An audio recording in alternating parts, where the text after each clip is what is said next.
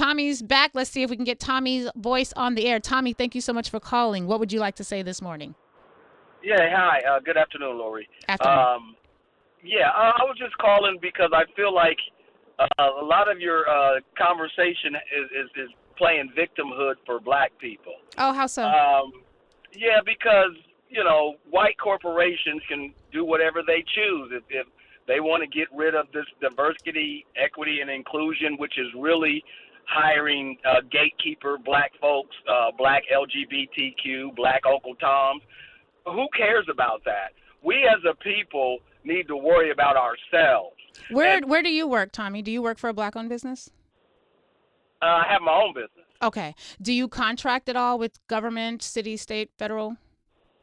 I do. Okay. And so were you at all concerned when Donald Trump signed an executive order that ended the ability for the federal government to contract with companies without regard to whether or not they are diverse, equitable, or inclusive?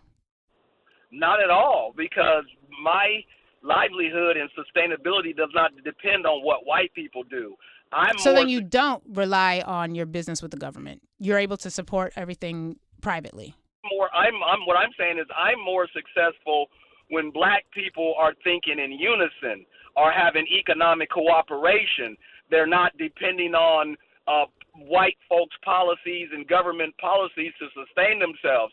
I think black people overlook the fact that we were at the height of our success when white people was at the most racist, the most violent, and the most aggressive towards us. Well, the fact that they were the most racist, the most violent, and the most aggressive means that we weren't at the height of our success because we were at the height of trauma.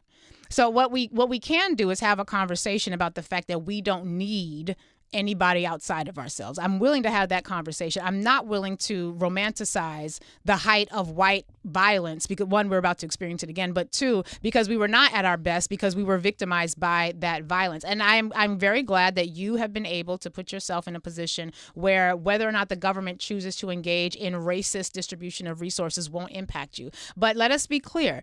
Diversity, equity, and inclusion programs were only required because after black people did the work of getting all the qualifications, we were still being excluded, not just from being hired in positions, from getting access to mortgages so we could buy homes, for getting access to education so that we could further our learning and then expand our ability to support ourselves and sustain ourselves. This isn't about having a policy of diversity, equity, and inclusion that's going to allow, as you call them, gatekeeping black people. I don't know a single black person who has ever been hired vis-a-vis a diversity, equity, and inclusion program that got to gatekeep anything. When you are hired via DEI, you are just as expendable as every other person. So I don't know what your experience with this has been.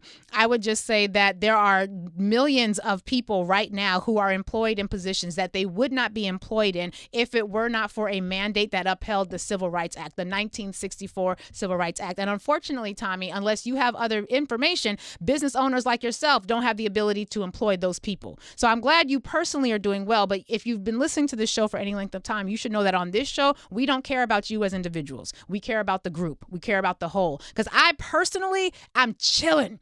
Like right now, my finances are good. Like my family is good. I'm in a 2-family income right now as an individual. My family's going to be fine. Everybody's got new passports. We are good. We got places to go. We're good to go. And if all I were concerned about were myself, well then, yeah, you and I could vibe a little. The reason I don't vibe with you is because I'm not just thinking about me. I'm thinking about the masses. And while you have as yourself an individual example of doing well, and we are proud of you and wish the best for you and hope that that continues, the fact is you have not done enough to solve the problem of black unemployment.